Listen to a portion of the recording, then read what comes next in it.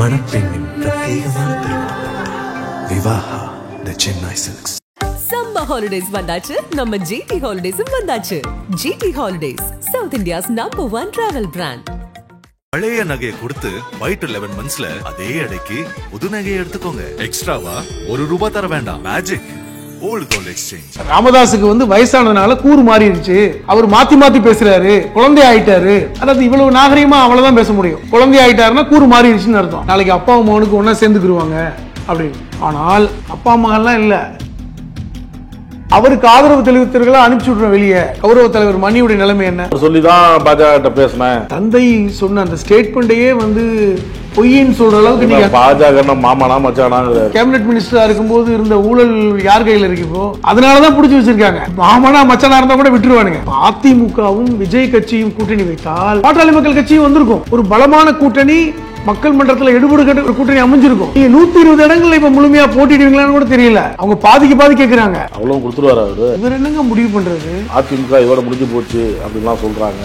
எந்த கொம்பன் உங்களுக்கு கபலீகரம் செய்ய போறாரு? எடப்பாடியே இந்த வேலை பண்ணிட்டு இருக்காருங்க. கூட்டணி என்பது ஓட்டுகள் சிதறக்கூடாது. எப்படி அபத்தமான ஒரு பைத்தியகாரத்தனமான பேச்சு.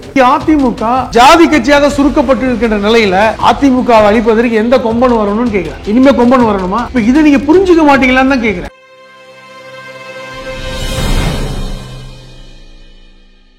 நக்கிரன் நேயர்களுக்கு வணக்கம். இன்று நம்முடன் கருத்துக்களை பகிர்ந்து கொள்ள இணைந்திருக்கிறார் மனிதநேய மக்கள் கட்சியின் மாநில அமைப்பு செயலாளர், எழுத்தாளர் புதுமடம் ஹலீம் அவர்கள். வணக்கம் சார். வணக்கம். உளுந்தூர்பேட்டை அதிமுக பொதுக்கூட்டத்தில் பேசுகிறார் எடப்பாடி பழனிசாமி. 31 ஆண்டுகள் ஆட்சி செய்து பொன்விழா கண்ட அதிமுகவை எந்த கொம்பனாலையும் கபலீகரம் செய்ய முடியாது. அதிமுக இதோட முடிஞ்சு போச்சு அப்படின்லாம் சொல்கிறாங்க. அதெல்லாம் நடக்காது. 2011 எதிர்கட்சியாக கூட திமுக இல்லை. அந்த திமுக அதிமுக விமர்சிக்க எந்த தகுதியும் இல்லை. எந்த கொம்பனாலும் அதிமுகவை கபலீகரம் செய்ய முடியாது. வேற எந்த கொம்பனுமே தேவையில்லை. எடப்பாடியே போதுமானது. அப்படிதான் இன்னைக்கு நிலைமை இருக்கு. எந்த கொம்பன் உங்களை கபலீகரம் செய்ய போறாரு? எடப்பாடியே இந்த வேலை பண்ணிட்டு இருக்காருங்க. இன்னைக்கு கிட்டத்தட்ட ஜெயலலிதா காலத்து அதிமுக மாதிரியா இருக்கு சூழல். ஜெயலலிதாவே தேடி வந்தாங்க. மோடியே ஜெயலலிதா வீட்டுக்கு போனாரு. நான் தான் முடிவு பண்றதா அப்படிங்கிற அடிப்படையில் ஜெயலலிதா பேசுவாங்க. 2017க்கு அப்புறம் அதிமுக அப்படியா இருக்கு. ஒன்று. இரண்டாவது, அவங்க உட்கட்சி பிரச்சனை, அதெல்லாம் இன்னைக்கு நாங்க சரி பண்ணி ஒரு பொதுச் செயலாளராக அதிமுகவில் இருப்பதாக அவர் சொல்றாரு. பாஜகவோட கூட்டணியிலேருந்து வெளியே வந்தாரு. அது வரைக்கும் சரி. அதுக்கப்புறம் இன்னைக்கு எடுக்கின்ற ஒவ்வொரு முடிவும் யார் எடுப்பது? என்டிஏ கூட்டணி ஆட்சி என்று சொல்வது எடப்பாடி அல்ல, அமித்ஷா. என்டிஏ கூட்டணி ஆட்சியில் பாஜக மந்திரி சபையில் பங்கு பெறும் என்று சொல்வது அமித்ஷா. நீங்க கூட அதை என்ன சொன்னீங்க? அவர் அப்படிலாம் சொல்லலையே அப்படின்னீங்க. அவர் கேள்வி பதில்ல ரொம்ப தெளிவா என்டிஏ கூட்டணி ஆட்சியில் பாஜக பங்கெடுக்குங்கிற இடத்துக்கு வந்துட்டாரு. மற்றவங்க இன்னும் பாஜக ஆட்சி தான் சொல்றாங்க. அது கூட நம்ம போக வேண்டாம். அப்போ கூட்டணி ஆட்சி தான் இந்த இடத்துல. நம்ம கடந்த முறை பேசும்போது கூட சொன்னோம், கூட்டணி ஆட்சியின் முதல்வர் வேட்பாளர் என்று எடப்பாடி கூட பேச்செல்லாம் அந்த அமித்ஷா பேட்டிக்கு அப்புறம் கூட்டணி ஆட்சி தான் அப்படிங்கிற மாதிரிலாம் செய்திகள் பேச ஆரம்பிச்சதுக்கு அப்புறம் நேற்று பேச்சில் இன்னொன்று அவர் சொல்றாரு, அதிமுக தனிப்பெரும்பான்மையுடன் ஆட்சி அமைக்கும் அப்படிங்கிறாரு. நீங்க தனிப்பெரும்பான்மையுடன் ஆட்சி அமைப்பதற்கு நீங்க தனிப்பெரும்பான்மையோடு நீங்க சீட் எடுத்து போட்டியிட போறீங்களான்னு கேட்கிறேன். அவங்க 75 இடம் கேட்டுக்கிட்டு இருக்காங்க. பாஜக 75 சீட்டு கேட்குறாங்க. 234ல் 75 இடம் கொடுத்துட்டா அவங்களுக்கு என்ன மிஞ்சும்? இன்னும் மற்ற கூட்டணி கட்சிகள் இருக்குது. முதல்ல நீங்க பெரும்பான்மை இடத்தில் போட்டியிடுவீர்களா? அதை நான் கேட்குறேன். ஏங்க, இப்போ 234ல் 117 இடங்கள் வெற்றி பெறணும்ல. கிட்டத்தட்ட 117 120 இடங்கள் வெற்றி பெறணும்ல. நீங்க 120 இடங்கள்ல இப்ப முழுமையா போட்டிடுவீங்களான்னு கூட தெரியல. அவங்க பாதிக்கு பாதி கேட்கிறாங்க. அவ்வளவு கொடுத்துருவாரு அவரு. இவர் என்னங்க முடிவு பண்றது? இப்ப முடிவெடுக்கிற இடத்தில் எடப்பாடி இல்லை. திருப்பி திருப்பி புரிஞ்சிக்க மாட்டேன்றீங்க. நீங்க வீராவாசமா பேசுங்க, ஒன்றும் பிரச்சனை இல்லை. அதிமுகவை கபலீகரம் செய்ய அழிக்க எந்த கொம்பனும் வர தேவையில்லைன்ற. டெல்லியிலிருந்து சில கொம்பன்கள் வருவாங்க, அவங்க அழிச்சிடுவாங்க. இப்ப நீங்களே முடிவெடுக்கக்கூடிய இடத்தில் இல்லையே. பாஜகவோட கூட்டணி வச்சதுனால திமுகவுக்கு பயம் வந்துருச்சு. அந்த பயத்தில் இந்த மாதிரிலாம் இப்போ பேச்சை வந்து கிளப்பி விட்டுருக்குறாங்க. கூட்டணி என்பது ஓட்டுகள் சிதறக்கூடாது அப்படிங்கிறதுக்காக தான் கூட்டணி அப்படிங்கிறார் அவர். இதை விட ஒரு பைத்தியக்காரத்தனமான பேச்சு நான் பார்க்கவே இல்லைங்க அரசியலில். பாஜகவோட அதிமுக கூட்டணி வைத்ததால் திமுக மிரள்கிறது, பயப்படுறாங்க. எங்க 2021 நீங்கள் கூட்டணி வச்சீங்க, தோற்று போனீங்க. அப்போ உடனே வந்து எங்களுக்கு சிறுபான்மை மக்கள்லாம் வாக்களிக்கலன்னு சொல்லி வெளியே வந்தீங்க. சிறுபான்மை மக்களிடம் போய் சொல்லுங்க, நாங்கள் இனிமேல் வந்து பாஜகவோட கூட்டணி இல்லைன்னு சொல்லி சிறுபான்மை கட்சிகளோடலாம் கூட்டணி வச்சிங்க. அப்பொழுது திமுக என்ன சொன்னாங்க, நீங்கள் பாஜகவோடு கள்ள கூட்டணி வச்சிருக்கீங்க, நம்ப முடியாது. இது வந்து பாஜக வந்து 2024 தேர்தலில் மோடி வரும்போது கூட மோடி எடப்பாடியை விமர்சிக்கல, எடப்பாடி மோடி எதுவுமே சொல்லலை, பாஜகவை திட்டலை, திமுகவை மட்டும்தான் நீங்கள் வந்து அரசியல் எதிர்கொண்டீங்க. அப்போ உங்களுடைய டார்கெட்டே வந்து பாஜக இல்லை, உங்களுடைய எதிரியே பாஜக இல்லைன்னு நீங்கள் உங்கள் பேச்சு இருந்தது. அதற்குத்தான் திமுக கூட்டணி தலைவர்கள் சொன்னாங்க, பாஜகவோடு அதிமுக கள்ள கூட்டணி வைத்திருக்குதுன்னு சொன்னாங்க. அது உறுதிப்படுத்துச்சுல, இப்போ உறுதிப்பட்டு நிற்குதா? 2026 பாருங்க, ஒரு வருஷத்துக்கு முன்னாடியே கூட்டணி அறிவிச்சிட்டாங்க. அதை முடிவு செய்தவர் அமித்ஷா. அப்ப கள்ள கூட்டணி இல்லைங்க, உண்மையிலே கூட்டணி இருந்திருக்கு, மறைச்சிருக்காங்க, தமிழக மக்களை ஏமாத்திருக்காங்க. அப்படித்தானே சொல்றோம். நாங்கள் திருப்பி கூட்டணி சேர்ந்ததில் உங்களுக்கு பயம், எப்படி அபத்தமான ஒரு பைத்தியகாரத்தனமான பேச்சு அது. நாங்க இதைத்தானே சொல்றோம், நீங்க கூட்டணி தான் இருக்கீங்கன்னு சொல்றோம். 2021 விலகல, நீங்க விலகினது மாதிரி போனது நடிப்பு, அதை நீங்க ஒத்துக்கலையே. இன்னைக்கு உண்மையானதுக்கு அப்புறம் நீங்க அதை மறைப்பதற்கு என்ன செய்றீங்க? திமுகவுக்கு பயம் வந்து விட்டது, எங்களை கபலீகரம் செய்வதற்கு எந்த கும்பலாலும் முடியாது. இந்த வீராப்பு பேச்செல்லாம் இங்க ஒன்றும் வேலை இல்லை. ஏனென்றால் அதிமுக கபலீகரம் செய்யப்பட்டு விட்டது, முடிஞ்சிருச்சு. இன்னைக்கு அதிமுக பாருங்களேன், சுருங்கிருச்சுங்க, ஜாதி கட்சியாக சுருக்கப்படுது. முக்குளத்தோர் சமுதாய வாக்குகள் வந்து ஓபிஎஸ்க்கும் டிடிவிக்கு இருக்குன்னு சொல்லிட்டு பிரித்து அவங்க பாஜகவோட சேர்றாங்க. 2024 பாராளுமன்ற தேர்தலில் 10 இடங்களில் பாஜக 2வது இடம் வந்திருக்கு, அதிமுக 3வது இடம் 4வது இடம் போயிருக்காங்க. 7 இடத்துல டெபாசிட் போயிருக்கு. கொங்கு பெல்ட்லையும் வட தமிழகத்திலையும் தான் வந்து அதிமுகவுக்கு வாக்குகள். அதுவும் வந்து பாட்டாளி மக்கள் கட்சியோட கூட்டணி வச்சதுனால இன்னைக்கு அங்கேயே சிக்கல் இருக்கு. இப்ப இதெல்லாம் பார்க்கும் பொழுது இன்னைக்கு அதிமுக ஒரு ஜாதி கட்சியாக சுருக்கப்பட்டு இருக்கின்ற நிலையில அதிமுக அழிப்பதற்கு எந்த கொம்பன் வரணும்னு கேட்கிறேன். இனிமே கொம்பன் வரணுமா? இப்ப இதை நீங்க புரிஞ்சுக்க மாட்டீங்களான்னு தான் கேட்கிறேன். அப்போ நான் என்ன சொல்றேன்னா, இதை அதிமுக தலைவர் இபிஎஸ், பொதுச் செயலாளர் இபிஎஸ் புரியாமலாம் இல்லை. அவர் சின்னதா வந்து ஒரு ஜோக்கர் வேடம் போட்டு இன்னைக்கு பேசிட்டு இருக்காரு, கோமாளி வேடம் போட்டு பேசுறாரு. அவருக்கு பின்னே இருக்கின்ற கோரமுகத்தை நாங்கள் இன்னைக்கு தொழிற்சி காமிச்சிட்டு இருக்கோம். அதான் உண்மை. அவர் தெரிஞ்சுதாங்க பண்றார். அதிமுகவை முழுமையாக அடகு வைக்கிறார், அவருடைய நலன் சார்ந்து பயணிக்கிறாரு. இன்னைக்கு அதிமுக அழிஞ்சுக்கிட்டு இருக்கு.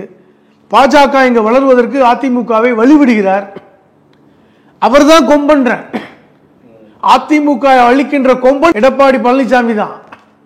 அது அவரே வந்து இன்னைக்கு மாத்தி பேசுறாருன்ற. கடந்த காலங்களில் எடப்பாடியோட குரலாக யார் ஒழிப்பாங்க? ஜெயக்குமார் ஒழிப்பார். ஜெயக்குமார் தான் வெளியே வந்து பேசுவார். சிவி சண்முகம் பேசுவார். நீங்க கவனிச்சு பாருங்க, இன்னைக்கு ஜெயக்குமாரும் சிவி சண்முகம் வாயை திறக்கிறது இல்லை. அவங்க 2 பேரும் தான் எடப்பாடியோட முகமாக வெளியே வந்து திமுகவை வந்து பேசுவாங்க. பாஜகவை இப்போ 2021 பாஜகவை விட்டு வெளியே வந்ததுக்கு அப்புறம் அதிகமாக பாஜகவை தாக்கி பேசிய 2 பேர் அதிமுகவில் ஜெயக்குமாரும் சிவி சண்முகம் தான். இன்னைக்கு 2 பேரும் ஏன் வாயை திறக்கல?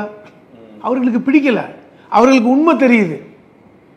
சம்பந்தமில்லாத அமைச்சர்கள் இன்னைக்கு பேசுறாங்களே ஒழிய, இன்னைக்கு வந்து ஜெயக்குமாரும் சிவி சண்முகம் எந்த பாஜக நிகழ்ச்சிக்கு போறதில்லை. நீங்க கவனிச்சு பார்த்தா தெரியும். இன்னைக்கு 2 முருகர் மாநாடு நடந்துச்சு, அதற்கு அவர்கள் போகல. கோயம்புத்தூரில் நடந்த ஆர்எஸ்எஸ் உடைய அந்த மோகன் பகத் மாநாடுக்கும் அவங்க போகல. செங்கோட்டையன் இஷ்யூல கூட அவங்க வாய மூடிக்கிட்டு இருந்தாங்க, தனியா இருக்காங்க.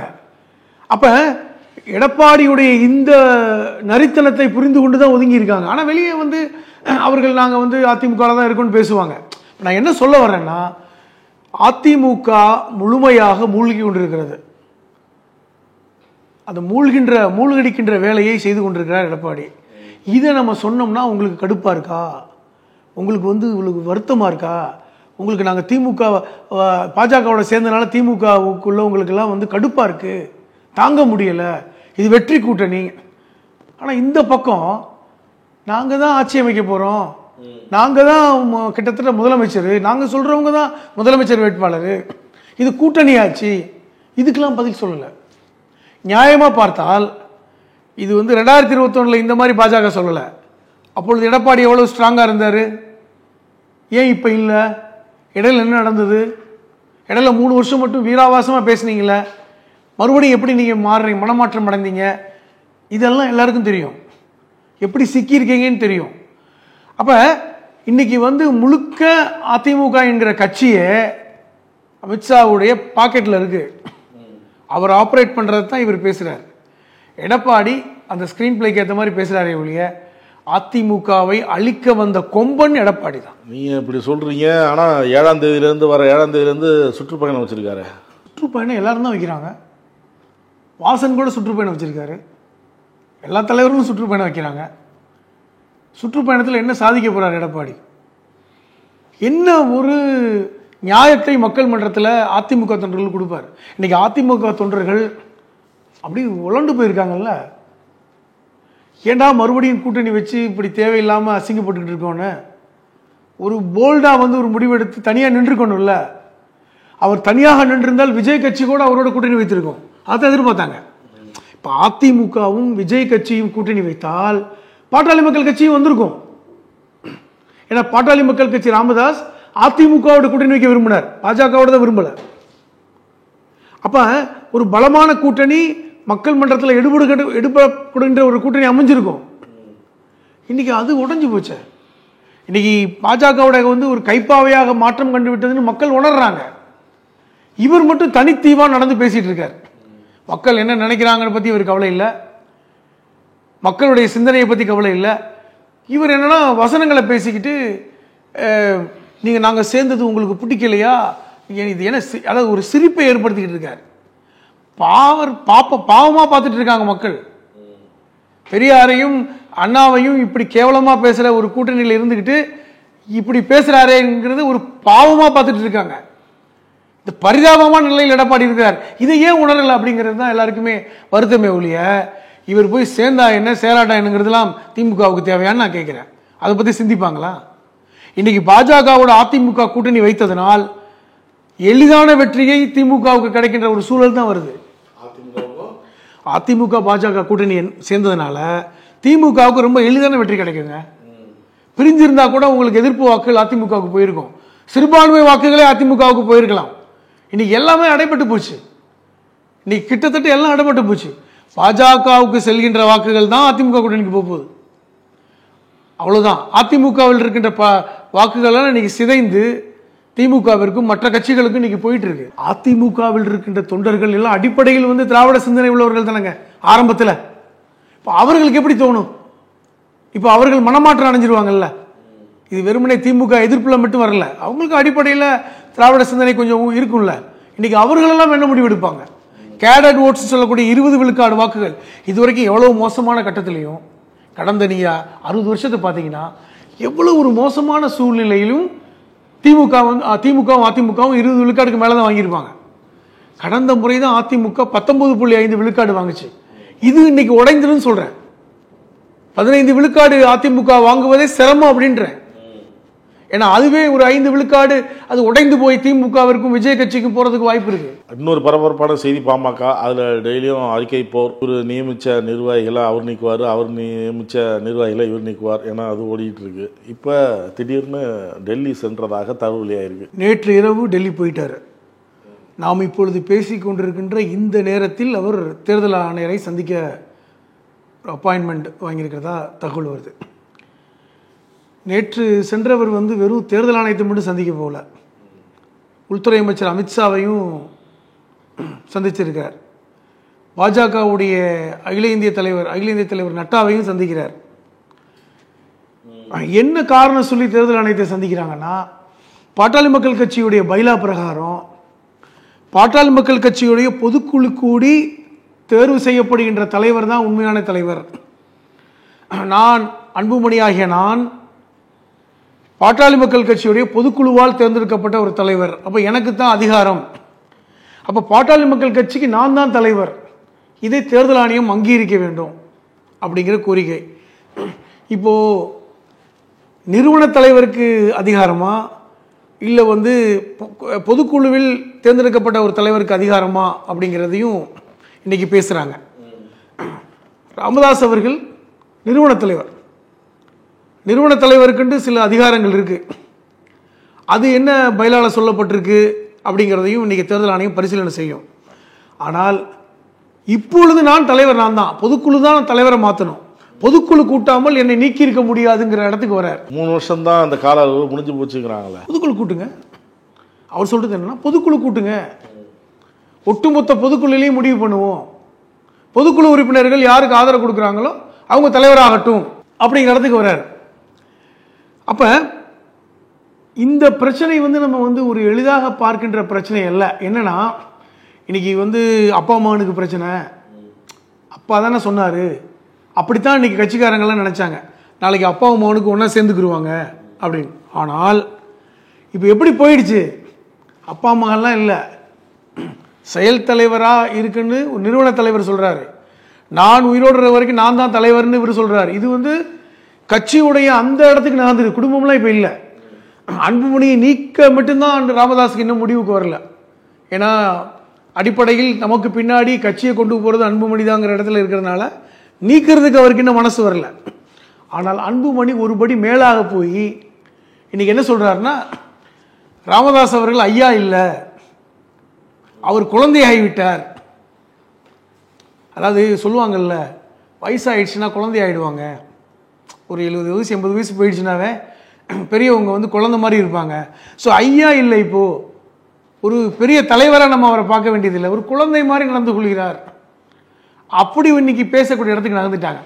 இன்னைக்கு அமித்ஷாவோட சந்திப்பு என்பது நம்ம ஏற்கனவே சொல்லியிருக்கோம், பாட்டாளி மக்கள் கட்சியை ஒட்டுமொத்தமாக பாஜகவோடு முழு நேர ஆதரவுக்கு கொண்டு வரணுங்கிற இடத்துக்கு பாட்டாளி மக்கள் கட்சி நகர்ந்து விட்டது. பாஜக அதை விரும்புகிறாங்க. உதாரணம் கூட நம்ம பேசியிருக்கோம், சிராக் பாஸ்வானை பற்றி பேசியிருக்கோம். ராம்விலாஸ் பாஸ்வானுடைய கட்சி பீகாரில் இதே போன்று ஒரு முக்கியமான கட்சி, ஒரு 6-7 விழுக்காடு எப்பொழுதுமே ஸ்டாண்டர்டான வாக்குகளை வைத்திருக்கின்ற கட்சி. குறிப்பாக சொல்ல போனால் தலித் மக்களுடைய வாக்குகள் அங்கே இருக்கு. ராம்விலாஸ் பாஸ்வான் காலத்திலே பார்த்தீங்கன்னா கிட்டத்தட்ட அது பாஜக சார்பு கட்சியாக மாற்றம் கண்டது. இன்னைக்கு சிராக் பாஸ்வான் முழுமையாக இன்னைக்கு பாஜகவோட ஐக்கியம் ஆயிட்டார். அவருக்கு ஒரு மத்திய அமைச்சர் பதவி கொடுத்துருவாங்க. இன்னைக்கு அதைத்தான் அன்புமணி எதிர்பார்க்கிறார். 2026 ஒரு கண்டிஷன் இல்லாத, எந்த நிபந்தனையும் இல்லாத ஒரு ஆதரவு கொடுப்பதன் மூலமாக அன்புமணியை மத்திய அமைச்சராக, ஒன்றிய அமைச்சராக கொண்டு வந்து விடலாம் அப்படி ஆசைப்படுறார். இதற்கு ராமதாஸ் இதுக்கு தான் தடை போடுறார். நீ 2026 வரைக்கும் பொறுத்துக்கோ, இந்த மாதிரி கட்சியை அடவு வைக்க வேண்டாம் அப்படிங்கிறது. இப்போ என்னன்னா, கட்சி உடைகின்ற ஒரு சூழல் இருக்கு.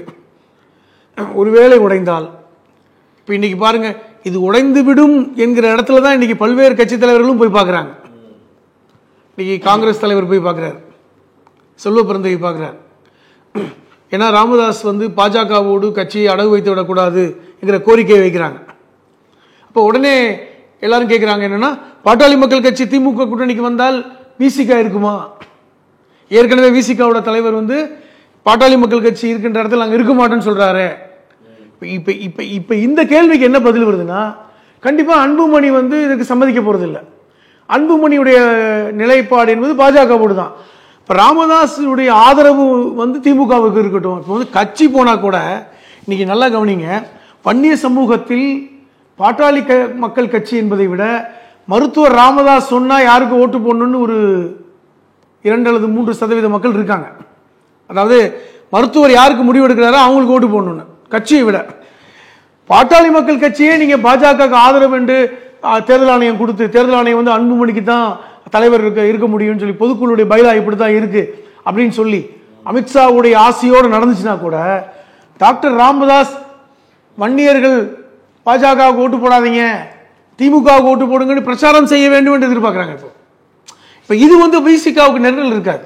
ஏன்னா விசிகா ஒரு கட்சியாகத்தான் இன்னைக்கு திமுக இருக்கு. ராமதாஸ் தனித்து விடப்பட்டால் ராமதாசுடைய பிரச்சாரம் என்பது பாட்டாளி மக்கள் கட்சிக்கு எதிராக இருக்கும், பாஜகவுக்கு எதிராக இருக்கும். அதை அறுவடை செய்ய வேண்டும் என்கிற எண்ணம் வந்து திமுக கூட்டணிக்கு இருக்கும்ல. அதைத்தான் காங்கிரஸ் மூலமாக முயற்சி செய்கிறாங்களோன்னு எனக்கு ஒரு பார்வை உண்டு. இப்போ இப்படி தான் போகுது. இப்போ ஆக கட்சி அரசியல் ரீதியாக பிளவுபட்டிருக்கு.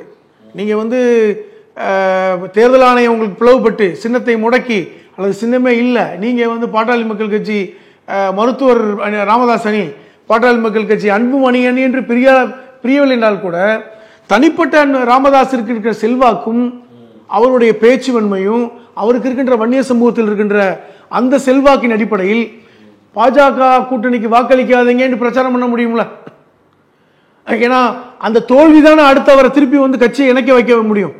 நான் சொன்னேன், நீ போகல, கேட்ட, நீ என்னுடைய பேச்சை கேட்கல, இங்க போய் தோல்வி அடைஞ்சிட்ட, அப்ப திருப்பி நீ வந்து எல்லோரும் ஒன்னா சேரணுங்கிற இடத்துக்கு நகர வேண்டும் என்றால் பாட்டாளி மக்கள் கட்சியுடைய வாக்குகள் ராமதாசுடைய அந்த பேச்சு அதற்கு பாஜகவுக்கு எதிராக தான் அமையும்.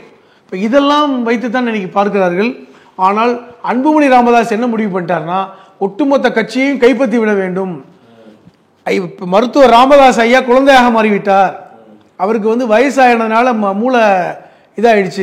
அர்த்தம் தான், குழந்தையாக மாறிட்டுனா என்ன அர்த்தம்னா அவருக்கு கொஞ்சம் அறிவு மங்கிடுச்சு, அவரை நம்ம எடுத்துக்க வேண்டாம், கடந்த காலங்களில் அவர் சொன்ன சமூக நீதி நம்ம வந்து இது பண்ணிக்குவோம், நம்ம தான் முடிவெடுக்கணும் என்கிற இடத்துக்கு இன்னைக்கு நகர்ந்திருக்கிறார். அதுதான் இன்னைக்கு அன்புமணி டெல்லிக்கு போறார். உங்களுக்கு வந்து உள்துறை அமைச்சருடைய அனுமதி இல்லாமல் போயிருக்க மாட்டார், அவங்க கூப்பிடுறாங்க. இன்னைக்கு கட்சி முழுமையாக தெரிஞ்சுதான் நேற்று அருள் பிரஸ் மீட் வச்சார சேலத்தில். சில பேர் அவங்களுக்கு வந்து ஐடியா கொடுக்குறாங்க தனி கட்சி அப்படின்னு, அந்த மாதிரிலாம் வேண்டாம், ஐயா இருக்கிற வரைக்கும் ஐயா பேச்சை கேளுங்க, அதுக்கப்புறம் நான் உங்களை தெரிஞ்சுக்கங்க. நிச்சயமாக வந்து அன்புமணி தனி கட்சி ஆரம்பிக்க மாட்டார். அன்புமணி தனி கட்சி ஆரம்பிக்க மாட்டார். அப்படி தனி கட்சி ஆரம்பித்தால் அவர் டெபாசிட் கூட வாங்க மாட்டார். நீங்க என்னதான் பாட்டாளி மக்கள் கட்சியா இருந்தாலும் அது வந்து டாக்டர் ராமதாஸுடைய அந்த செல்வாக்கு தாங்க. நீங்க இன்னும் வந்து அவருக்கு குறையல.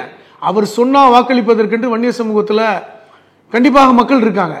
தனி கட்சி ஆரம்பிக்க மாட்டார். அவர் இப்பொழுது பாட்டாளி மக்கள் கட்சியுடைய பைலாவின் அடிப்படையில் தான் கட்சியை கைப்பற்ற பார்க்கிறார்.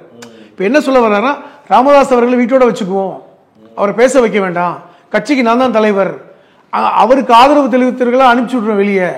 இன்னைக்கு மணி கௌரவ தலைவர் மணியுடைய நிலைமை என்ன, அவரை என்ன மாதிரியான டாக்டர் அன்புமணி வந்து அவரை வந்து மேடைகளில் அவமானப்படுத்திய காட்சிகள்லாம் நீங்கள் ஞாபகப்படுத்தலாம்ல, எவ்வளோ விஷயங்களை செஞ்சார். இன்னைக்கு அவர் கூட இருப்பவர்களெல்லாம் அவரை வந்து டாக்டர் ராமதாஸ் அவர்களை வந்து தவறான வழிகாட்டுதல் செய்கிறாங்கன்றார். ராமதாஸ் அவர்களை தெளிவாக உங்களுக்கு பேட்டி கொடுத்துட்டாரு, எனக்கு ஒன்றும் தவறான வழிகாட்டுதல் இல்லை, நான் முடிவாக தான் இருக்கேன், கட்சியை வந்து அன்புமணி வந்து தவறாக வழி நடத்துகிறார், அதை நான் நிறுத்துறதுக்கு தான் நான் வந்து 2 வருஷம் கேட்டிருக்கேன், 2 வருடம் மட்டும் நான் தலைவராக இருக்கிறேன்னு சொல்றேன், அதுக்கப்புறம் நீ தான் தலைவர்னு சொல்லிட்டேன். இதுக்கு பல்வேறு பேட்டிகளை பேசிட்டு இருக்காரு. 2024 நாடாளுமன்ற தேர்தலில் பாஜகவுடன் கூட்டணி வேணாம், அதிமுகவுடன் கூட்டணி வேணும் ராமதாஸ் சொன்னதாகவும், ஆனால் இவங்க போய் பாஜகவோட கூட்டணி வச்சுட்டாங்க, பாஜகக்காரங்க வரங்களே தெரியாது, அவங்க வந்து இந்த சமையல்லாம் நடந்துகிட்டு இருக்கு, விருந்து நாள் ஏற்பாடு ஆகிட்டு இருக்கு அப்படின்லாம் சொன்னார் ராமதாஸ். இப்போ அன்புமணி நேற்று பேசும்போது அவர் சொல்லி தான் பாஜக பேசினேன் இல்லை. இப்போ இது வந்து எப்படின்னு பாருங்களேன், தந்தை சொன்ன அந்த ஸ்டேட்மெண்ட்டையே வந்து பொய்ன்னு சொல்ற அளவுக்கு நீங்க பாஜக மாமானா மச்சானாங்கிறாரு. யார் சொல்றது? அன்புமணி. என்ன சொல்றீங்க மாமானா மச்சானா? மருத்துவ அவர் கேபினெட் மினிஸ்டரா இருக்கும்போது இருந்த ஊழல் யார் கையில் இருக்கு இப்போ? எங்க அவர் வந்து மருத்துவ அமைச்சராக ஹெல்த் மினிஸ்டராக இருந்தபோது அவர் இந்த மருத்துவக் கல்லூரி ஆரம்பிப்பதற்கு வந்து இது வாங்கினார், லஞ்சம் வாங்கினார்னு சொல்லிட்டு ஒரு கேஸ் இருக்குல்ல, அதை இன்னைக்கு தோண்டி எடுத்திருக்காங்கல்ல. நீங்க மாமனா மச்சனா இருக்க வேண்டிய அவசியம் இல்லை, மாமனா மச்சனா இருந்தா கூட விட்டுருவானுங்க, அதனாலதான் பிடிச்சி வச்சிருக்காங்க. இரண்டாவது, நீங்கள் வந்து அவங்கள்ட்ட சிக்கி இருக்கீங்க, பாஜக அவங்கள சிக்க வச்சிருக்கு. எப்படி எடப்பாடி சிக்கி இருக்காரு, இந்த கொடநாடுல அவர் சாலை போக்குவரத்து அமைச்சராக இருக்கும்போது 4500 கோடி ஊழல்னு சொல்லிட்டு அதெல்லாம் தோண்டி எடுத்து வச்சிருக்காங்கல்ல. எஸ்பி வேலுமணி எப்படி சிக்கியிருக்காரு, விஜயபாஸ்கர் எப்படி சிக்கியிருக்காரு குட்கா வழக்கில், எல்லாருமே சிக்கியிருக்காங்கல்ல. அப்போ மாமனா மச்சானான்னு இல்லை, மாமனா மச்சானா இருந்தால் அவங்க இவ்வளோ கவலைப்பட தேவையில்லை, சிக்கி இருக்காங்க, அதுலேருந்து மீள முடியாமல் இருக்கிறாரு. அவருக்கு அது ஒரு பிரச்சனை. ரெண்டாவது, பாஜகவோட கூட்டணி வைத்தால் அவருக்கு வந்து கேபினட் மினிஸ்டர் கிடைக்கும் அப்படின்னு ஆசை வார்த்தை சொல்லப்பட்டிருக்கிறது. இப்போ இதெல்லாம் புரிந்து கொண்டுதான் மருத்துவர் ராமதாஸ் அவர்கள் 2 வருஷத்துக்கு நீ ஏன் பொறுப்புல கொடுத்துருன்னு கேட்கறது. இப்ப இன்னைக்கு அவர் பொய் சொல்றாரு, மாத்தி மாத்தி பேசுறாரு. அவர் சொல்லித்தான் செஞ்சோம். தருமபுரியில அன்புமணியுடைய மனைவியை வந்து வேட்பாளராக நிறுத்துவதற்கு அவர் அனுமதி கொடுத்து தான் நிறுத்தணும், இப்படிலாம் பேசுறாங்கல்ல. இப்போ இது எல்லாம் வந்து இன்னைக்கு டாக்டர் ராமதாஸ் அவர்கள் வந்து மாறி மாறி பேசுறாரு. அவருக்கு வயசாயிடுச்சதுனால வந்து கூறு மாறிடுச்சு, அந்த இடத்துக்கு நகர்றாங்க. ராமதாஸுக்கு வந்து வயசானதுனால கூறு மாறிடுச்சு, அவர் மாத்தி மாத்தி பேசுறாரு, குழந்தை ஆயிட்டாரு. அதாவது இவ்வளவு நாகரிகமா அவ்வளவுதான் பேச முடியும். குழந்தை ஆயிட்டாருன்னா கூறு மாறிடுச்சுன்னு அர்த்தம். அப்ப இந்த இடத்துக்கு நகர்ந்ததுனால நாங்கள் கட்சியை முழுமையாக கைப்பற்ற போறோம். அங்க அவருக்கு வந்து அவருக்கு சொல்லிக் கொடுத்து அவரை வந்து திசை மாற்ற வேலையில அருள் போன்றவர்கள் இருக்காங்க. நாங்கள் இப்ப முழுமையாக கைப்பற்ற போறோம், அவங்களெல்லாம் களையெடுத்து விடுவோங்கிற இடத்துக்கு நகர்ந்திருக்காங்க. இதற்கு பாஜக முழுமையாக ஆதரவு தெரிவிக்குது. அதற்கு தான் இன்னைக்கு டெல்லி பயணம். இது வந்து பாத்தீங்கன்னா கண்டிப்பாக வந்து பாட்டாளி மக்கள் கட்சியை அன்புமணி கைப்பற்றத்தான் வாய்ப்பு இருக்கிறது. என்னதான் நிறுவன தலைவராக இருந்தாலும் தேர்தல் ஆணையமும் ஒன்றிய அரசும் யாருக்கு சப்போர்ட்டா இருக்கு? அன்புமணிக்கு சப்போர்ட்டா இருக்கு. இன்னும் சொல்ல போனா குருமூர்த்தியை வைத்து அதைத்தான் பேசினாங்க. குருமூர்த்தி வந்து சொன்னது இதெல்லாம் தான். நாளைக்கு அன்புமணி போய் டெல்லிக்கு போவாரு, அன்புமணி போய் தேர்தல் ஆணையத்தில் பேசுவாரு, உங்களை கழட்டி விட்டு அவர் தலைவர் ஆயிட்டாருன்னா உங்களுக்கு அசிங்கம், அப்படித்தான் பேசினாங்க. அப்படிலாம் ஒத்துக்க முடியாது. நான் தான் நிறுவன தலைவர், நான் சொல்லித்தான் ஓட்டு போடுவாங்க, அவர் தலைவர் ஆயிட்டா மட்டும் வாக்கு கிடைச்சுன்னு நினைக்கிறீங்களா? ஏன் செல்வாக்கு, நான் உழைப்பு, என்னுடைய 60 வருஷம் உழைப்பு, வன்னிய சமூக மக்கள் என்னத்தான் நம்புறாங்க, இதுதான் அவர் சொல்லியிருக்காரு. தினமும் 100 பேர் 200 பேர் 500 பேர் 1000 பேர் தினமும் இன்னைக்கு வந்து ஆயிரக்கணக்கான மக்கள் ஏன் சந்திக்கிறாங்க, ஆதரவு கொடுக்குற. ஐயா கட்சியை விடுங்க. பாட்டாளி மக்கள் கட்சிங்கிறது ஒரு கட்சி தான். தனிப்பட்ட முறையில் ஒரு பெரிய ஐகான் ராமதாஸ். அதை நிரூபிக்க இன்னைக்கு போறாரு. இன்னைக்கு மகனிடம் இல்லை, சமூகத்தில் அவருக்கு ஆதரவு இருக்கிறது. இந்த சமூக பிரச்சனையை புரிந்து கொண்டுதான் இன்னைக்கு திமுக கூட்டணியில் இருக்கின்ற கட்சிகளும் போய் பார்க்கிறாங்க. இதுதான் போக்கு. தேர்தல் ஆணையம் என்ன முடிவெடுக்க போகிறத பொறுத்துதான் நம்ம அடுத்து பேசணும். கருத்துக்களை பகிர்ந்து நன்றி. நன்றி. நக்கீரன் டிவிக்கு சப்ஸ்கிரைப் செய்யுங்கள். உங்கள் ஆதரவே எங்கள் பலம். ஆசிரியர்களுக்கு நண்பனாகவும் மாணவர்களுக்கு ஆசானாகவும் திகழும் தேர்வு வழிகாட்டி. ஒவ்வொரு பாடத்திற்கும் அனுபவமிக்க ஆசிரியர்களின் துல்லியமான தெளிவான விடைகள். CNC இருக்கு, தேர்வு பயம் எதற்கு? இது தீரன் பப்ளிஷிங் ஹவுஸ் விற்பனை வெளியீடு.